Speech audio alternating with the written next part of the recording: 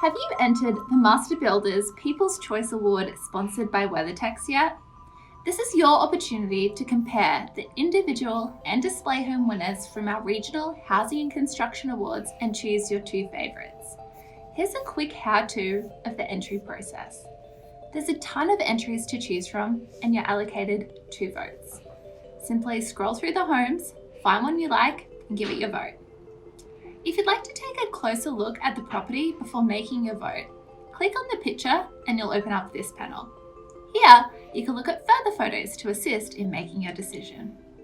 Once you're done, click Close and continue this process until you're ready to make your vote. If you've made a vote and then changed your mind, that's okay. Simply click on the entry, navigate to your vote and select Unvote. Head back to the main page and remake your vote.